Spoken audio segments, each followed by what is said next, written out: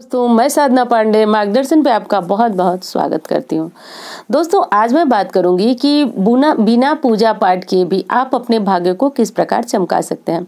दोस्तों बहुत सारे भाई बहन हैं हमारे जो कि काम की व्यस्तता की वजह से वो पूजा पाठ नहीं कर सकते हैं, तो ये वीडियो बिल्कुल आपके लिए है। या फिर अगर आप पूजा पाठ कर रहे हैं तो भी ये चीजें आपको मानना बहुत जरूरी है। देखिए पूजा पाठ के साथ भी कुछ ऐसे कार्य होते हैं जिनको आप करते हैं तो पूजा पाठ से भी अधिक आपको लाभ होता है। अब उसमें आपको ध्यान यही रखना है कि ये चीजें आपके लिए करना बहुत जरूरी है। आप पूजा पाठ करते हो तो, नहीं करते हो तो। और दूसरी चीज है कि अगर इन चीजों को आप अपने जीवन में अपनाएंगे और पूजा पाठ नहीं कर पा रहे हैं तो भी आपका भाग्य चमक सकता है। ये बिल्कुल 100% सत्य है। अब चीजें क्या है वो आप सुन लीजिए। सबसे पहले तो आपको ब्रह्म मुहूर्त में जगना है। अब बहुत सारे भाई बहन पूछते हैं कि ब्रह्म मुहूर्त क्या होता है, कितने से कितने का समय होता है। तो दोस्तों 4 से 6 का समय जो होता है वह ब्रह्म मुहूर्त का समय कहा जाता है। अब जैसा कि इस समय सर्दियां चल रही हैं तो सूर्योदय जो है वह 6:30 के करीब हो रहा है, तो आप कोशिश कीजिए कि सूर्योदय से पूर्व आप जग जाइए। दोस्तों कहा भी गया है कि माता लक्ष्मी भी उन्हीं के यहाँ निवास करती हैं जो सूर्य के निकलने का इंतजार करते हैं। ऐसा नहीं हो कि सूर्य निकल जाए और तब वो जगते हो। इंतजार करने का अर्थ ये हुआ दोस्तों कि सूर्य के उगने से पूर्व वो अपने दिन की शुरुआत कर देते हैं।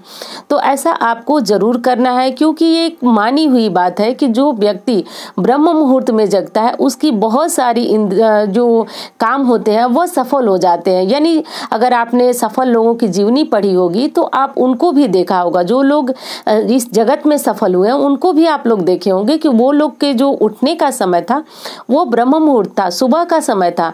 और ये समय, ये बेला एक ऐसी बेला है जिस समय काफी पावन माहौल होता है। और एक दिन आप मेरे कहने पे भी मत जाइए, एक दिन आप जगिए, सुबह एक दिन जगिए और जग करके आप जो पूजा पाठ 9 बजे 10 बजे करते हैं वो आप सुबह में करके देखिए, यानी 7 बजे तक करके देखिए। आपको ऐसी शांति का अनुभव होगा और आप जो भी प्रार्थना करेंगे वो लगेगा कि सीधे हमारे द्वारा की गई प्रार्थना जो है वो भगवान तक पहुंच जा रही है।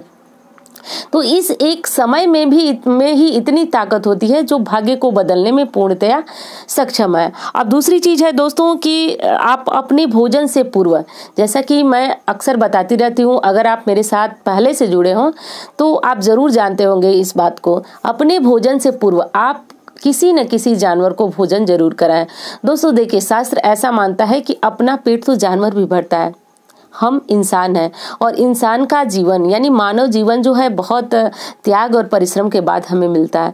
तो हम कोशिश करें कि अपने भोजन से पूर्व हम किसी न किसी जीव का पेट जरूर भरें। तो ऐसे में आप क्या कर सकते हैं, जैसे मैं आपको हमेशा बताती हूँ कि आपको क्या क्या करना चाहिए। तो देखिए सबसे पहले तो आप अपने छत पे कोई स्थान बनाइए जहाँ पे आप चिड़ियों के लिए थोड़ा सा चावल डालिए। चावल या फिर देखिए आजकल रोजगार की समस्या बहुत सारे लोगों को चलती आ रही है, तो ऐसे में आप क्या कीजिए, सतंजा ले लीजिए। सतंजा का अर्थ हुआ 7 प्रकार के अनाज मिला लीजिए और अपने कहीं पे भी रख लीजिए आप, और उसको सुबह सुबह के टाइम आप क्या कीजिए कि अपने छत पे थोड़ा सा उसको डाल दीजिए, छत पे डाल दीजिए या फिर कहीं चौराहे पे अगर आप टहलने घूमने जाते हैं तो आप वहां भी डाल सकते हैं। तो ये चीजें आप डाल दीजिए। चींटियों के लिए आप आटा और चीनी मिला करके डाल दीजिए। बस मेरे कहने का अर्थ ये है, या आप कुत्ते को आप रात को रोटी देते हैं, सुबह को दूध भी पिला सकते हैं, कुछ ब्रेड का टुकड़ा, कुछ बिस्कुट, कुछ भी दे सकते हैं, वो आपकी इच्छा पे निर्भर है। और एक चीज फिर बताऊंगी आपको कि इन जीवों का पेट भरने से माँ अन्नपूर्णा आपके घर का भंडार भरती है। और कभी भी इस प्रकार की जो बातें हैं वो मत सोचें कि आपके घर का भंडार खाली होता है। दोस्तों इन जीवों का पेट भरने से भगवान हमारे भोजन की व्यवस्था स्वयं करते हैं, क्योंकि हमने उन जीवों पे भोजन दिया है जिनके ऊपर भगवान की कृपा होती है। क्योंकि देखिए उनके भोजन की व्यवस्था अगर आप करेंगे तो निश्चित रूप से भगवान आपके भोजन की व्यवस्था करेंगे। तो 2 बातें आप निश्चित रूप से जान जाएं कि अगर आप पूजा नहीं कर रही हैं फिर भी आप इन जीवों का पेट भरे और ब्रह्म मुहूर्त में जगे। अब ब्रह्म मुहूर्त में जगने का मैंने बताया कि ये एक बहुत ही कहें पावरफुल समय है और इस समय का लाभ हमें जरूर उठाना चाहिए। अब तीसरी चीज है दोस्तों कि अपने जब भी आप अपने कार्यस्थल पर जाएं। कार्यस्थल का अर्थ हुआ कि अगर आप गृहिणी हैं तो आप सुबह सुबह अपने रसोई घर में जाती होंगी, क्योंकि वही हमारा कार्यस्थल हुआ।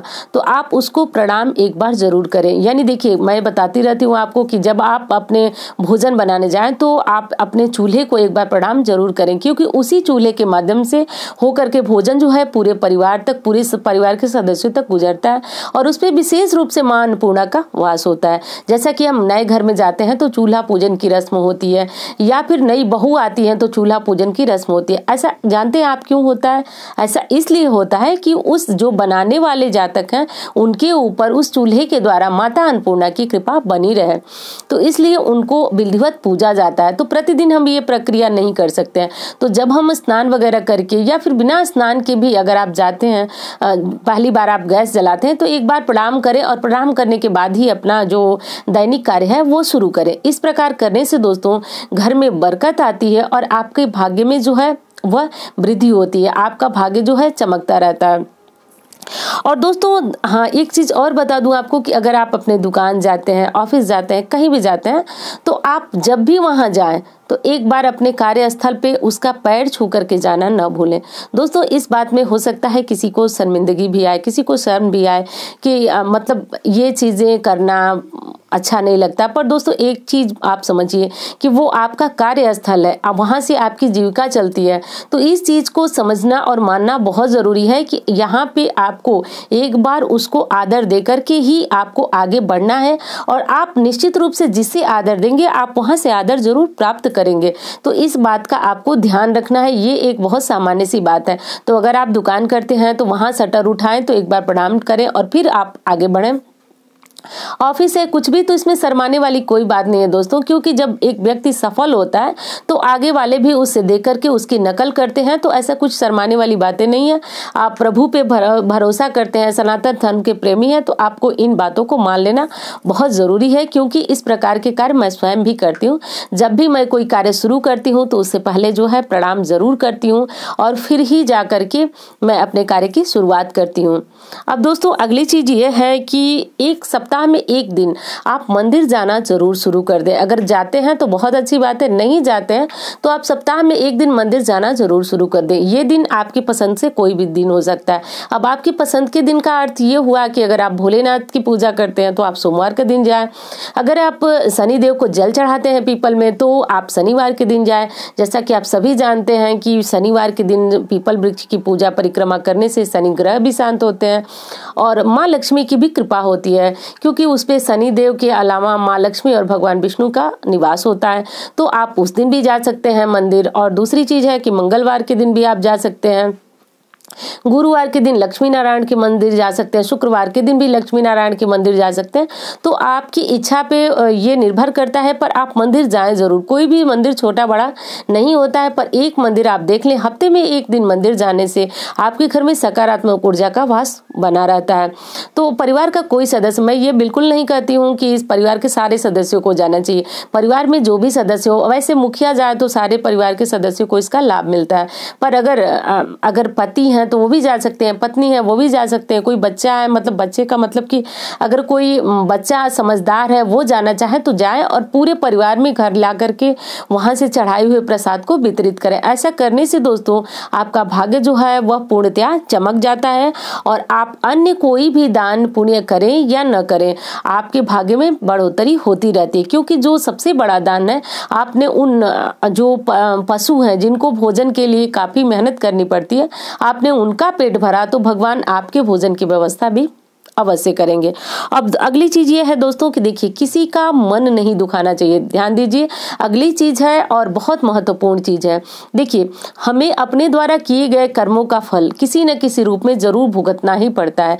तो इस बात का ध्यान रखिए कि आप पूजा पाठ कर रहे हैं, नहीं कर रहे हैं, फिर भी ये बातें आपको समझना बहुत जरूरी है कि कभी भी किसी निर्जीव पे हमें अपने बल का प्रयोग नहीं करना है। निर्जीव का अर्थ ये नहीं हुआ कि जो जीव रास्ते पे आपको मिलते हैं उनकी बात कर रहे हो। निर्जीव का अर्थ वो भी हुआ जिसका कोई सहारा नहीं है, जो हमारे सहारा है और हम उसके मतलब उसके जो उसका बिना मतलब का हम उसका फ़ायदा उठा रहे हैं, तो ऐसा भी हमें बिल्कुल नहीं करना चाहिए। और दोस्तों हमेशा कोई भी कर्म करें, अगर आप अच्छा करते हैं तो निश्चित रूप से वो आपके सामने अच्छा बन करके ही लौटता है, और जब कोई हमारे द्वारा बुरा कर्म होता है तो वो बुरा बन करके ही लौटता है। तो कोशिश करें कि हमारे द्वारा इस जीवन में जितने भी पुण्य कर्म हो सकते हैं, जिसकी मदद हो सकती है, तो उसके लिए आप भाग्यशाली अपने आप को समझें। और कभी भी हमारे द्वारा किसी को कष्ट पहुंचाया जाना, इन चीज़ों से आप बिल्कुल बच के रहें। तो दोस्तों यही सारी महत्वपूर्ण बातें थी जो आपको बताना था, और उम्मीद करती हूँ आपको अपने सवालों का जवाब भी मिल गया होगा। और मिलती हूँ इसी तरह की वीडियो के साथ। धन्यवाद।